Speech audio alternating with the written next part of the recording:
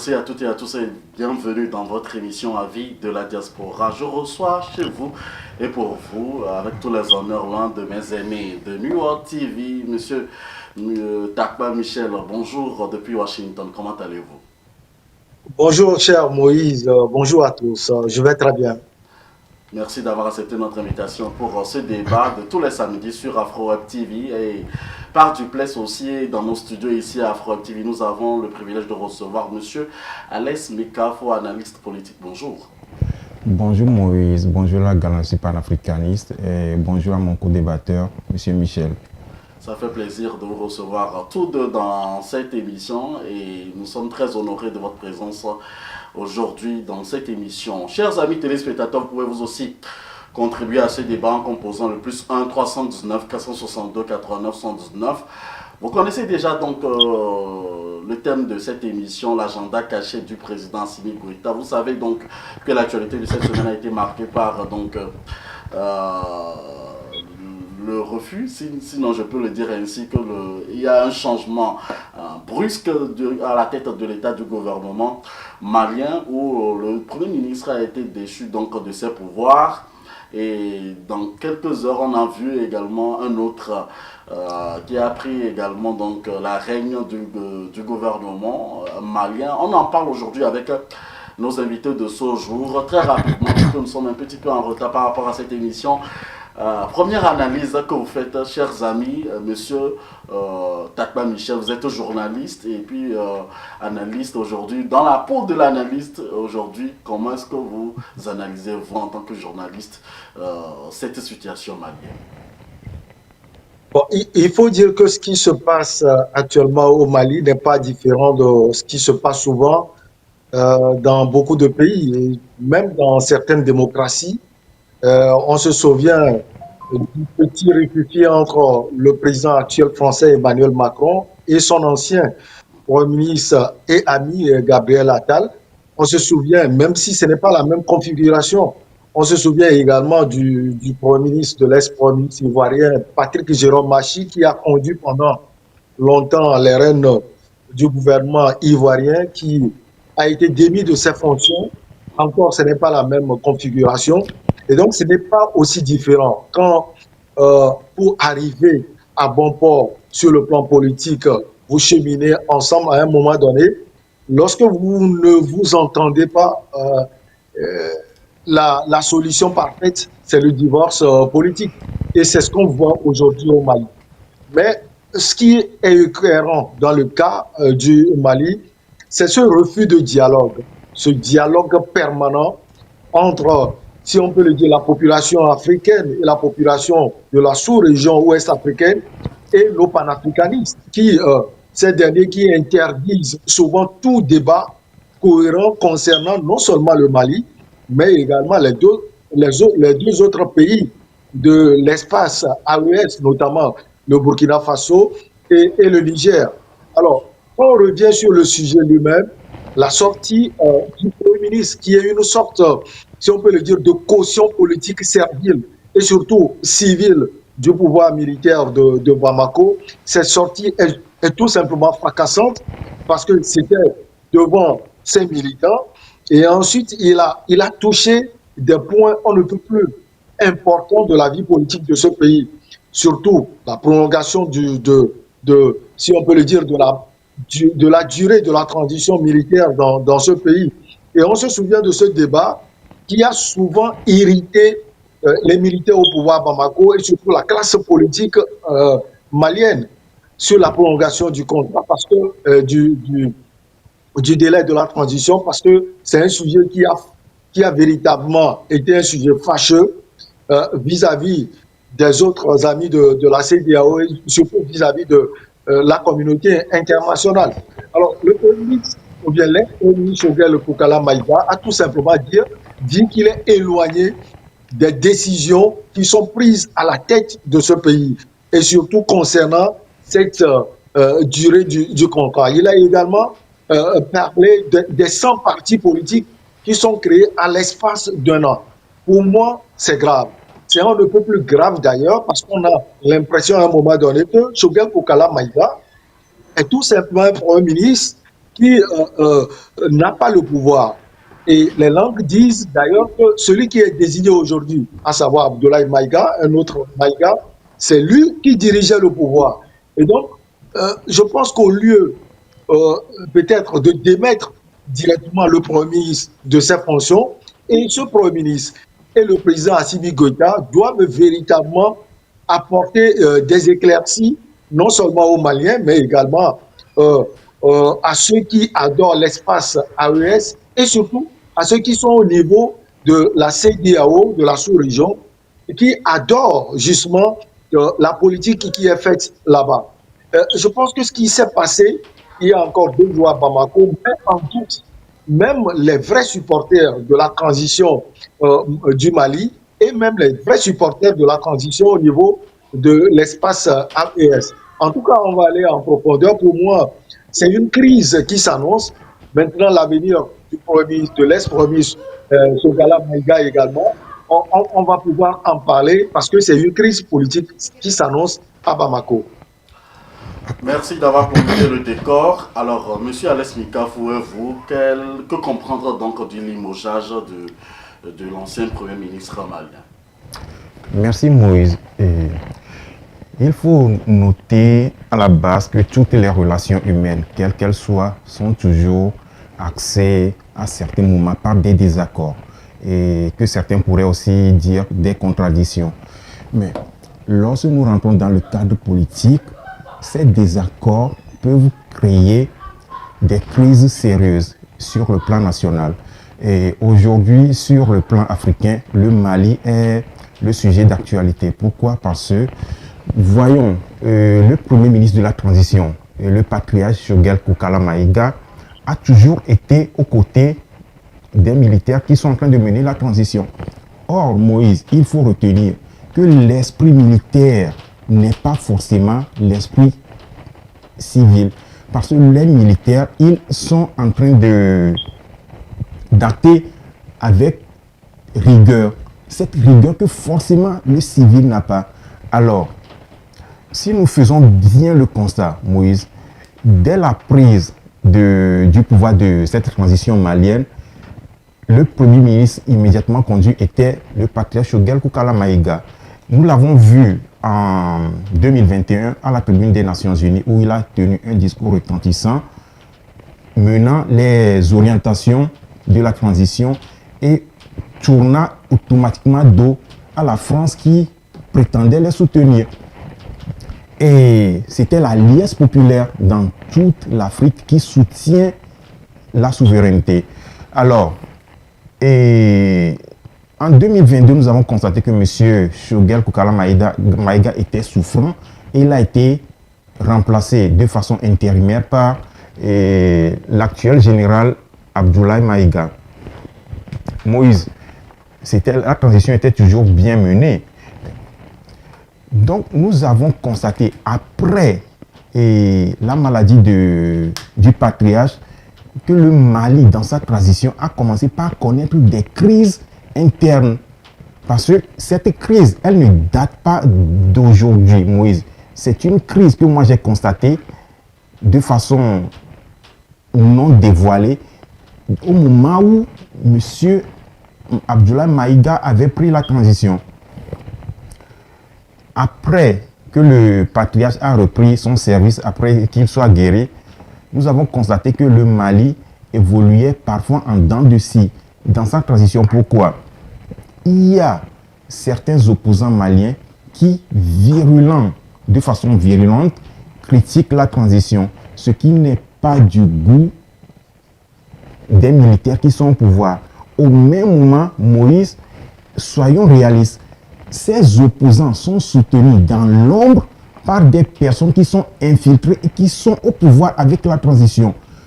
L'une des conséquences de cette infiltration n'est que ce que nous avons assisté tout récemment, le week-end dernier, précisément le samedi dernier, où le patriarche est sorti faire des déclarations très acerbes, très virulentes, auxquelles on ne s'attendait pas.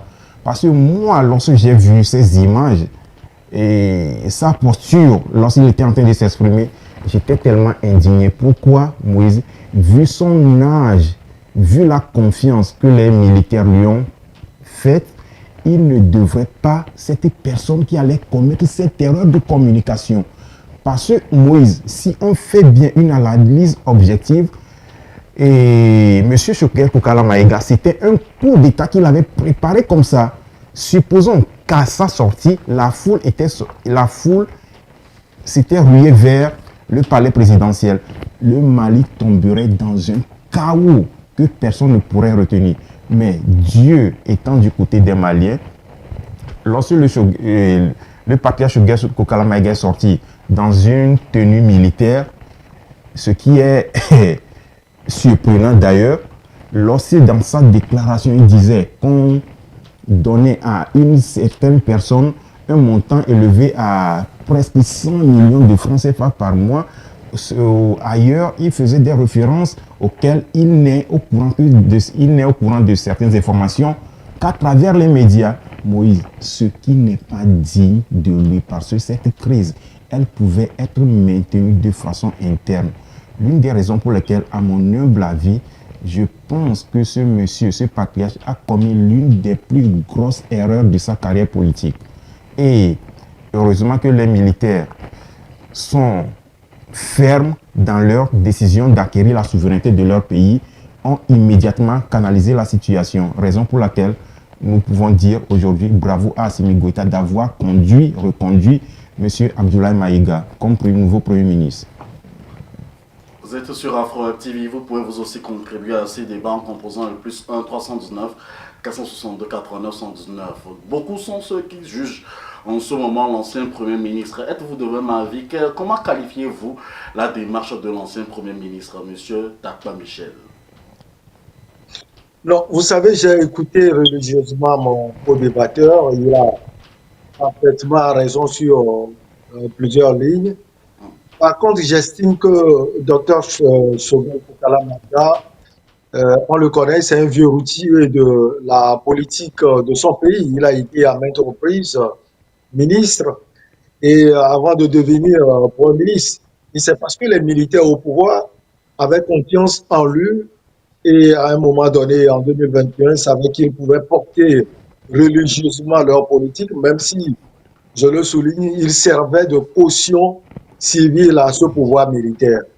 Et donc, moi, je pense que Choguel Kokala Maïga ne peut pas sortir et faire de telles déclarations si, je peux le dire, la chose n'était pas à un summum. La crise politique n'était pas à un niveau. Si il n'avait pas cherché au prime abord à pouvoir résoudre les manquements là qui sans cesse arrivent au plus haut sommet de l'État avec ses patrons, ou bien son patron Assimi Goïta, et ses, si je peux le dire, ses ministres.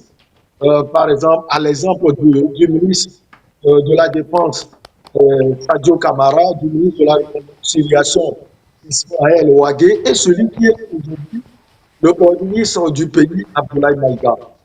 Étant un politicien chevronné, je pense que c'est parce qu'il est dépassé par la situation à un moment donné. Et ce qui nous pousse en tant qu'analyste, en tant que journaliste, à dire que Choguel Kokala Maïga n'avait pas le pouvoir, même s'il était ministre, Premier ministre.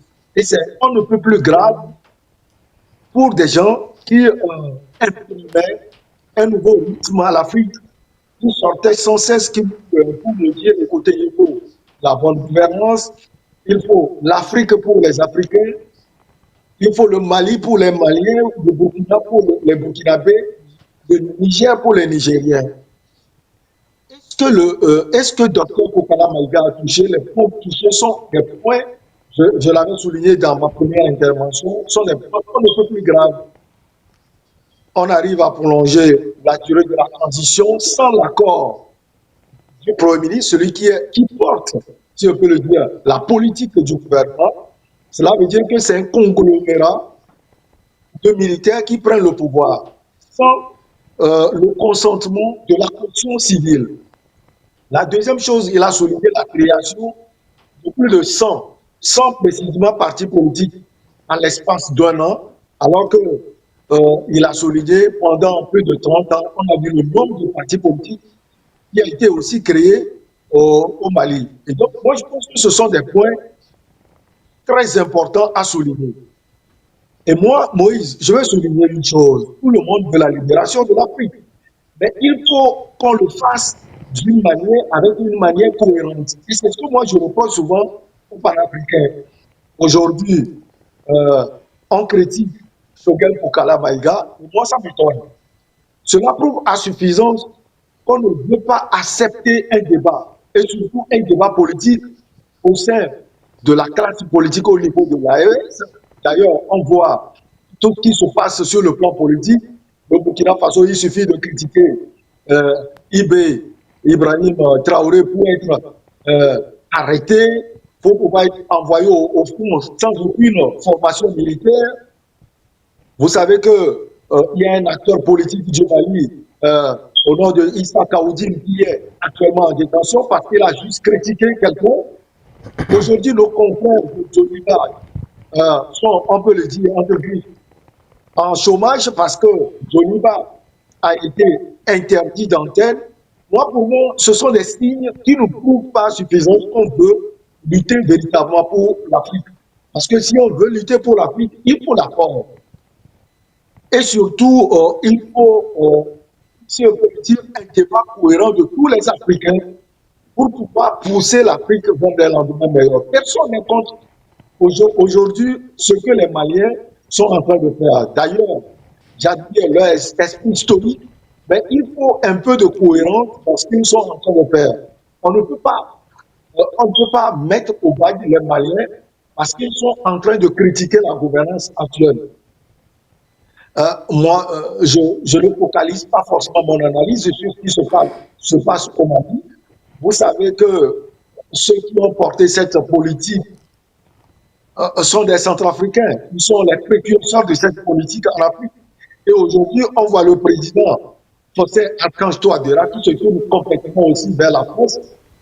Il veut les financements pour son pays, ce qui est normal. Et donc, moi, je pense qu'on doit édulcorer les débats. On doit mener des débats cohérents pour que ces militaires qu'on a dit aujourd'hui ne deviennent pas demain ce qu'ont été, si on peut le dire, Mobutu Sese Seko pour la République démocratique du Congo, ce qu'a été par exemple Nassim Beyadema pour le Togo, Mathieu Kérékou pour le Bénin et d'autres encore. Oui, c'est une nouvelle page qui est en train d'être tournée. Il faut qu'on tourne la page d'une manière religieuse, d'une manière cohérente, d'une manière décente, pour que demain, ces militaires qui sont adulés aujourd'hui ne deviennent pas des hommes qu'on cherche à abattre de tous les côtés pour pouvoir avoir une autre libération. C'est ma vision des choses, et ça ne veut pas dire que je suis contre ce qui se passe au Mali, mais je pense que la sortie du Dr Choguel Kokala Maïga prouve à suffisant que quelque chose ne va pas forcément bien au niveau de l'État malien. Cela prouve à suffisance que quelque chose ne va pas bien donc, du côté du Mali. Alors, comment est-ce que vous avez apprécié donc, la démarche de l'ancien Premier ministre malien, si véritablement, est-ce que c'est un coup de communication? Que voulez-vous dire véritablement cet ancien Premier ministre? Moïse, et il s'agit de la destinée d'une nation tout entière. Je ne dis pas d'un pays, d'une nation. Et il faut noter que la gestion d'un pays, Moïse, ne se fait pas forcément avec les émotions. L'une des raisons pour lesquelles les militaires doivent sévir toutes les forces qui tenteraient de porter atteinte à cette transition. Pourquoi? La chute de cette transition, Moïse, atteindrait forcément tout le Sahel. En parlant de tout le Sahel, je fais immédiatement allusion au Niger et au Burkina Faso qui sont visés. Parce que cette crise malienne, de façon indirecte, forcément, va affecter les pays de l'AES parce qu'ils sont en train de viser une confédération. Soyons réalistes. Je vais décrire un peu la position du frère et Michel par rapport au fait que lorsque M. Choguel Kokala Maïga émet une critique, il est en retour condamné. Je ne pense pas ainsi. Pourquoi? Là, s'il faut faire une analyse de la situation, je pense qu'il y a aussi un conflit de génération. Parce que les militaires de la transition, Moïse, c'est des jeunes de notre génération, de toi et moi, notre génération. Tandis que Choguel Kalamaïga est un patriarche dont les militaires là pourraient être ses enfants.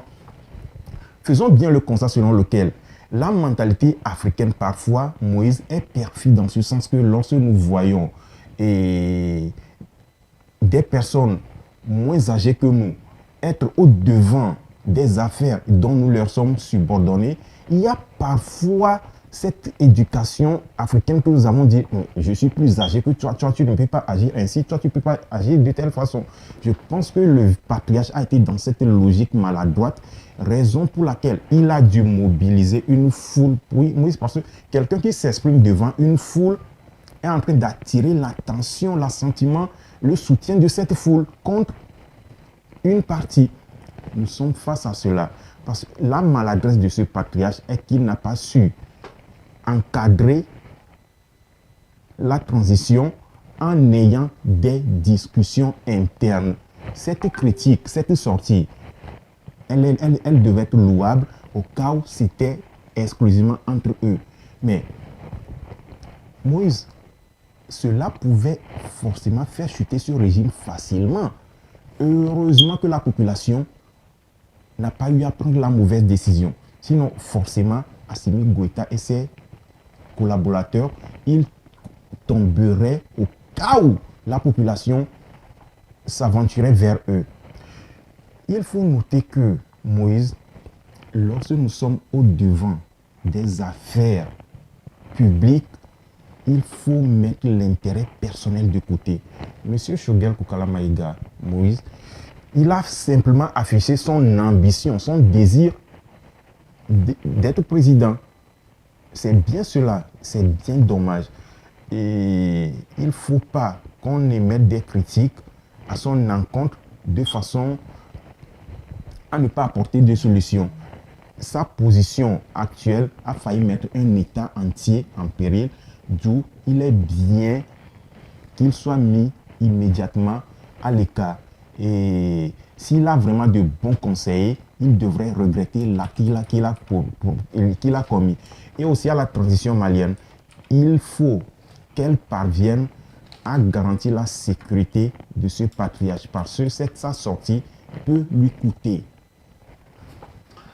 Sa sortie peut lui coûter, vous l'avez dit, sa sortie peut lui coûter. Alors, M. Michel parlait donc à l'instant de l'histoire qui pouvait se répéter aussi, d'une autre manière, avec les généraux où on trouvait par exemple des colonels ou des généraux à la tête de certains États.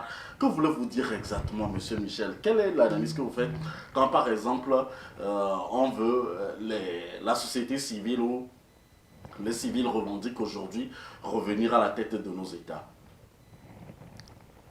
Non, ce que je voulais souhaiter ou bien souligner plutôt, c'est que lorsque on se souvient quand Gassimbe Yadema, par exemple, était président, tout le monde l'applaudissait, même si ce n'était pas la même ferveur, ce n'était pas, si on peut dire, la même époque, ce n'était pas le même format et autres. Je veux tout simplement dire qu'un militaire à la tête d'un pays, lorsqu'il est adulé, lorsqu'à chaque fois, même s'il arrive à commettre une faute, on ne veut pas qu'on le dise.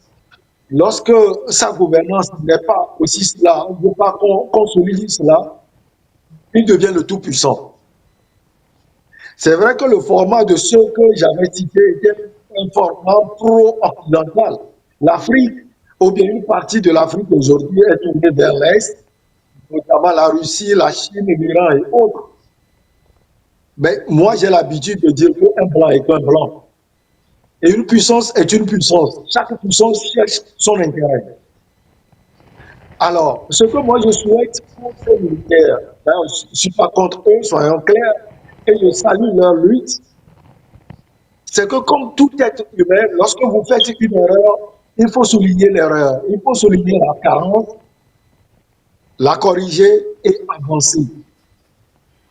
J'estime et je souligne encore que Choguel Kalamaïga, en tant que vieux métier de la politique de son pays, ne peut pas sortir de cet acabit et accabler ses patrons sans avoir une discussion interne avec eux, et surtout au préalable.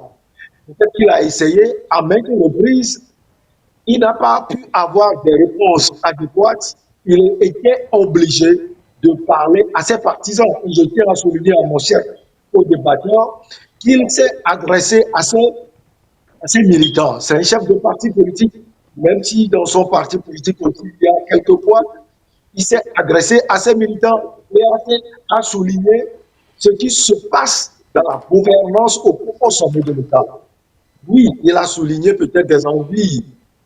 C'est un homme politique. Il peut avoir des envies pour l'avenir. Il peut vouloir être président de la République. C'est normal pour tout être humain. D'ailleurs, les militaires veulent être président de la République. Moi, c'est la scène qui est donnée au plus haut sommet de l'État qui prouve que quelque chose ne marche pas. Et cette chose, on nous la cache à chaque fois.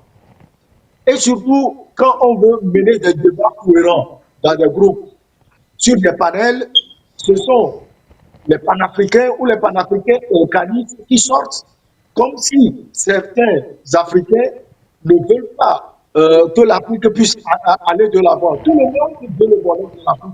Mais on ne peut pas répéter les mêmes erreurs. On ne peut pas se taire sur une gestion calamiteuse de la chose publique.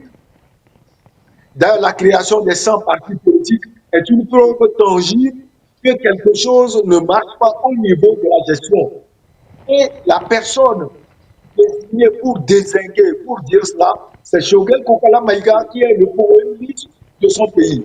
Et cette fois-ci, ce n'est pas Alassane Dramane Ouattara qui le dit à la tribune des Nations Unies pour être insulté. Ce n'est pas peut-être un diplomate algérien qui le dit pour que l'actuel Premier ministre Abdoulaye Maïga puisse le traiter de quel mot, de clown ou de débile. C'est quelqu'un qui fait partie des sérails de la politique du Mali. Et on doit s'interroger véritablement sur cela. Nous encourageons les Maliens, nous admirons leur esprit historique, mais nous souhaitons véritablement que les lumières soient faites sur la gestion de l'État. Aujourd'hui, c'est une crise multidimensionnelle d'ailleurs qu'on a au Mali. Il y a eu les inondations, il y a eu les attaques des terroristes, il y a la crise sociale et autres. Mais on remarque que à chaque fois qu'un politique sort pour pouvoir en parler, un acteur de la société civile, même ceux qui avaient porté ce pouvoir militaire, ils sont envoyés au bail. Et ça, c'est une remarque, c'est quelque chose à souligner. À chaque fois qu'un acteur politique de ce pays, ou bien de la région du Sahel, sort pour pouvoir souligner quelque chose sur la gestion de ces militaires, il est envoyé au bail. Soit il quitte le pays, soit il va en prison, soit au Burkina Faso, on l'envoie complètement au front, sans formation. Cela prouve que quelque chose ne marche pas. Et nous, notre souhait, en tant qu'Africains, c'est que les lumières soient faites et qu'une gestion plus parfaite du pouvoir soit faite. C'est vrai, l'idéal, ou bien ce qui est important aujourd'hui, c'est la lutte contre le terrorisme. Et nous les encourageons, nous saluons tout ce qu'ils sont en train de faire, mais on ne peut pas se taire sur certaines dérives, on ne peut pas se taire sur certaines carences, parce que nous sommes Africains et nous ne souhaitons pas, cher Moïse, que l'histoire se répète pour l'Afrique. Merci pour votre analyse, cher invité. Alors, la transition est très bien faite lorsqu'il parlait donc des revendications tout à l'heure donc du Premier ministre, puisqu'on dans l'analyse donc de Monsieur Michel Takpa, vous pouvez retrouver quelques-unes de ces revendications. Est-ce qu'il est permis, par exemple, à un civil de revendiquer lorsqu'on travaille en collaboration avec des militaires à la présidence, Monsieur Alès Mikafo? Moïse, c'est un droit absolu de toute personne habitant dans un pays de revendiquer ce qu'un ministre aussi peut revendiquer. Parce qu'à la base, ils sont les citoyens d'un même pays. Mais ici, le cas d'espèce du Mali est particulier. Pourquoi est particulier? Parce que il faut que les transitionnaires, ceux qui sont au sommet de l'État actuel, actuellement au Mali parviennent à acquérir la totalité, posséder la totalité de leur pays, le territoire. Parce que c'est l'un des attributs de la souveraineté. Actuellement, tout le territoire malien n'est pas à 100% contrôlé par les autorités maliennes. C'est un problème majeur qu'il faut affronter, acquérir l'effectivité de son territoire. Je pense que ça devrait être l'objectif principal auquel toutes les autorités maliennes actuelles doivent penser d'abord. Moïse, l'Afrique est en guerre. Ne pensons pas seulement aux pays de l'AES. Toute l'Afrique entière est attaquée de façon directe, visible ou invisible. Et notons bien ceci. Si nous prenons les pays de référence, sinon les Africains de référence qui ont su mener leur pays à un semblance de souveraineté, on peut faire allusion à Jerry John Rawlings, on peut aussi faire allusion à Thomas Sankara qui a essayé quelque chose, on peut faire aussi allusion à Mohamed Kadhafi. Ces trois principaux acteurs de la politique africaine étaient des militaires. L'une des raisons pour lesquelles aujourd'hui, moi je soutiens les militaires au pouvoir, même aujourd'hui, tous les présidents civils en Afrique que nous avons, je souhaite qu'ils soient tous démis de leurs fonctions de façon pacifique, afin que des militaires patriotes soient au sommet de tous les pays africains. Ne soyons pas indifférents, parce que la bonne partie de l'Afrique qui a souvent été trahie a été la caution des présidents civils. Il est bien vrai qu'il y a certains militaires aussi qui trahissent leur pays, Moïse, les civils ont plus noyé l'Afrique que les militaires. La Libye sous Kadhafi. La Libye n'était-elle pas une nation prospère? Personne ne dira non. Le Ghana à l'époque de M. Rawlings, c'est bien vrai, il n'était pas un Eldorado, mais c'était un pays sur le plan politique stable, ce qu'il n'est plus aujourd'hui. Moïse, soyons réalistes, les militaires, ils doivent avoir notre caution entière. Les civils qui essaient de déconner doivent être réprimés de la plus sûre des manières. Telle est ma position, Moïse. Telle est votre position. Merci à tous d'être avec nous. 319 462 89 119, numéro affiché à votre écran. Nous avons l'un de nos journalistes aussi qui réside aux États-Unis. Oreb, bonjour. Oui, bonjour Moïse. Bonjour monsieur Papa Michel et monsieur Alex Mikafo. Bonjour frère. Allez-y, Oreb. Oui, j'ai bel et bien suivi vos interventions et je vais commencer par dire, lorsque nous regardons un peu la situation qui prévaut aujourd'hui au Mali, il faut dire dès le début, parce que moi, dès le début, lorsque, je vais dire le gouvernement malien, le gouvernement militaire a pris la décision de placer M. Maïga en position soit pour être leur Premier ministre. Je me disais d'ailleurs en première position, mais pourquoi cette décision? Est-ce que c'est pour prendre le peuple civil en considération de leur décision? Et bon, si c'est ça la raison pour laquelle ils l'ont fait, donc on comprend, parce que Maïga, il est du peuple, il fait partie du civil, d'accord? Bon, la population dirait que voilà, on a quelqu'un qui nous représente ici, donc si la décision a prise, il faut qu'il soit au courant. Alors, quand vous voyez le Mali bien, vous allez voir que celui qui est le porte-parole du gouvernement, lorsque vous comparez le Mali, par exemple au Burkina Faso, vous allez voir que Ibrahim Traoré, le président lui-même, il s'exprime dans toutes les situations, c'est lui que vous voyez. Alors qu'au Mali, on ne voit pas le président Assimi Goïta, il ne s'exprime pas aussi que le Premier ministre. Souvent, c'est le Premier ministre, c'est lui qu'on écoute le plus. Donc, ce monsieur va se dire, bon, c'est moi qui suis en première position, c'est moi qui cause plus avec la population, c'est de moi que la population reçoit les informations. Bon, s'il sait fait qu'il y a des choses, des décisions qui sont prises et que je ne suis pas au courant, là, ça devient difficile. Ce que je veux dire, c'est que si vous choisissez quelqu'un qui représente le peuple civil, vous devez comprendre que le peuple civil, la manière dont il pense n'est pas la même que les militaires. Donc les militaires peuvent prendre leurs décisions au Burkina Faso de façon parce s'il a quelque chose à annoncer avec des discussions avec le peuple, c'est souvent Traoré lui-même qui est devant, il est assis, il parle avec tout le monde. Alors que de l'autre côté, ce n'est pas ça la situation.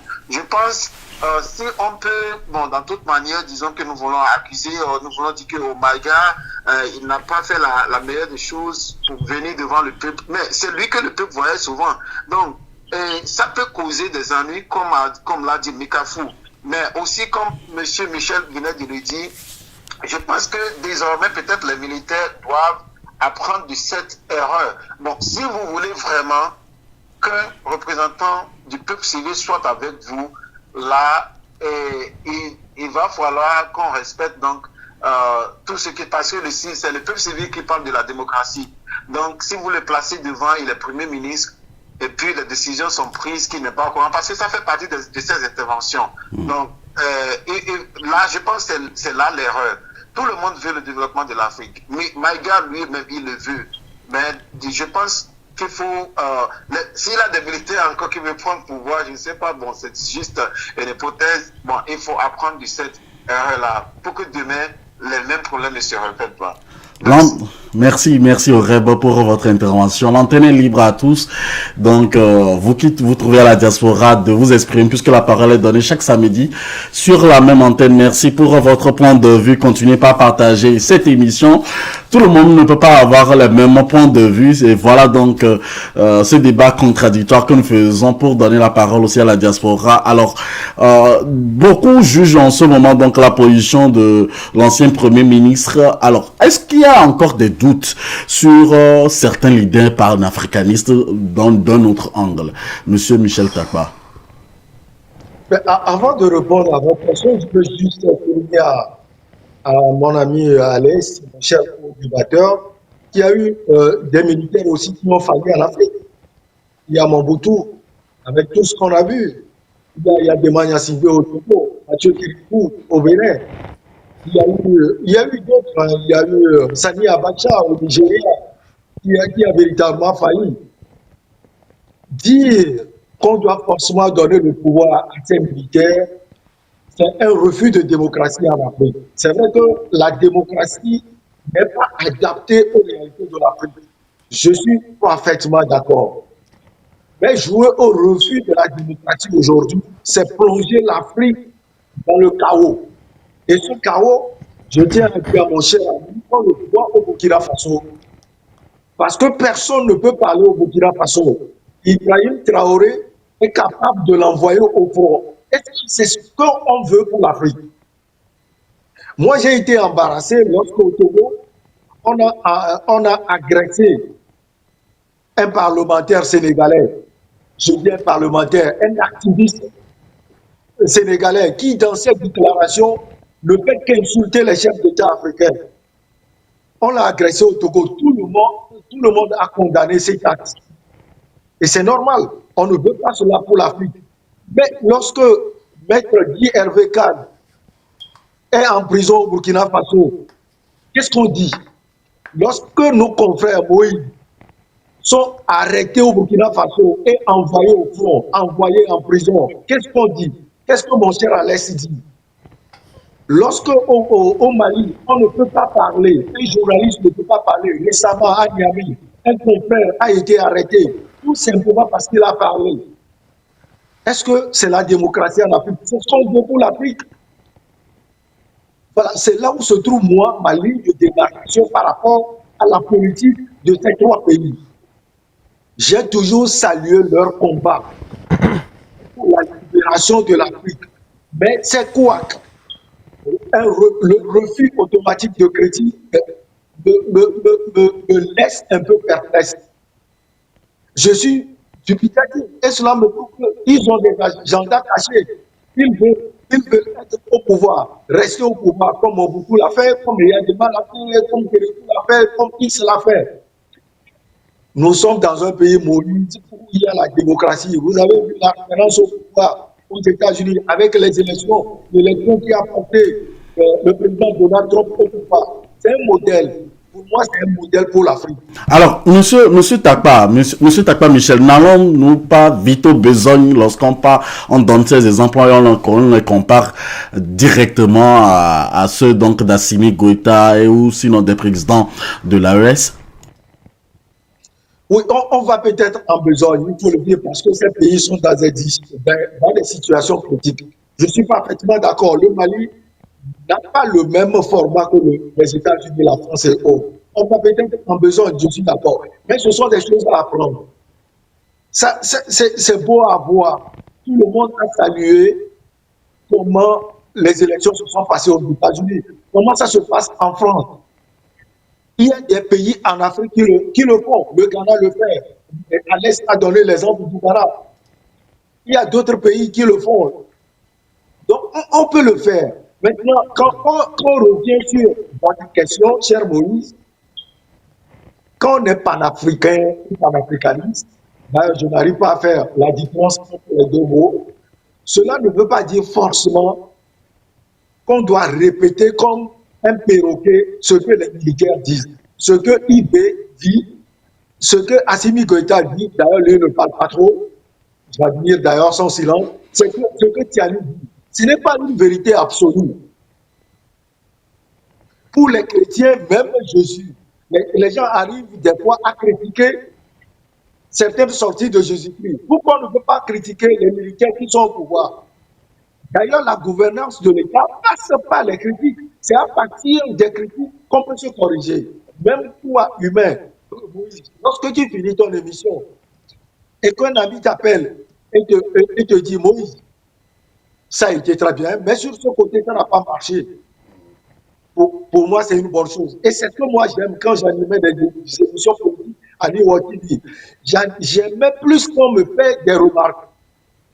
Donc, c'est sorti de ces peut-être cautions civiles, même militaires, qui dénoncent des fois des comportements de ceux qui dirigent les transitions militaires en Afrique, surtout dans l'espace AES. Cela ne veut pas forcément dire qu'ils sont contre ce qui est fait à la tête de l'État. Ils sont contre la libération de l'Afrique. Ils sont contre l'autonomie de l'Afrique. Mais c'est leur manière aussi de voir la lutte. Et nous devons accepter cela. Sinon, on va complètement à la dérive. La lutte contre le terrorisme n'implique pas l'arrestation arbitraire des journalistes. Moi, je suis journaliste. Je condamne cela avec véhémence. N'implique pas l'arrestation des acteurs de la société civile. Maître Guy Hervé Khan, qui contribue ardemment à la démocratie au Burkina Faso, ne peut pas être arrêté arbitrairement et détenu en prison parce qu'il a un avis contraire à l'avis de IB et de ses militants. Je pense qu'on ne peut pas mener une lutte crédible de la sorte et on doit sortir de cela. On doit sortir de cela. Alors, la même question pour vous est exactement 2 minutes pour aller à la pause. Allez-y. Merci. Moïse, un rectificatif par rapport à la position du frère Michel. Et à l'entame de mon développement, j'ai fait savoir qu'il faut au sommet des pays africains des militaires patriotes. En faisant référence aux militaires patriotes, je peux par opposition me rappeler de Jonas Savimbi en Angola. Je peux me rappeler de Idi Amin Dada en Angola. Aujourd'hui, nous sommes en train de voir celui qui dirige la Guinée. Je parle de la Guinée-Conakry. Moïse, lorsque je fais allusion, par exemple, à Mobutu, Mobutu a été un drame, un cauchemar que l'Afrique a connu. Et aujourd'hui, la RDC est en train de payer toutes les forfaitures occasionnées par Mobutu. D'ailleurs, à mon avis, Mobutu n'a jamais été un militaire. Il n'a été qu'un militaire de façade. Et faisons le constat selon lequel l'Afrique a besoin d'être dirigée par des hommes forts, Moïse. Et aujourd'hui, ces hommes forts que nous pouvons voir sont l'incarnation de ces militaires qui sont au sommet des États de l'AES. Nous en avons besoin parce que le développement d'un pays, Moïse, aujourd'hui, à notre siècle, passe forcément par l'industrialisation. Or, presque tous les pays africains, excepté un peu l'Afrique du Sud ou le Nigeria, sont sous-industrialisés. L'une des raisons pour lesquelles nous manquons de façon criarde les développements dans nos pays. Or, nous consommons aussi comme tous les autres peuples de la Terre. Nous consommons, mais nous ne produisons pas. Il faut que l'Afrique devienne un continent de production. Il faut que l'Afrique devienne un continent d'innovation. Sans ces facteurs, Moïse, on ne va jamais s'en sortir. D'où il est aujourd'hui crucial pour l'Afrique d'avoir au sommet de nos États des hommes forts. S'il faut qu'ils soient froids, il faut qu'ils le soient. Parce que les démocraties occidentales ont été construites dans des luttes atroces que nous connaissons à travers leur histoire. L'Amérique a connu une guerre aujourd'hui dont ils sont en train de la regretter, mais c'est cette guerre de sécession qui a fait l'essor politico-économique de l'Amérique. L'Angleterre n'a pas été indifférente, la France aussi.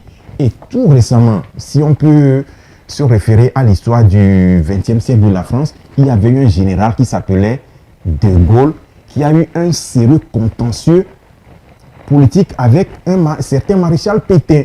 Les exemples courants ne manquent pas.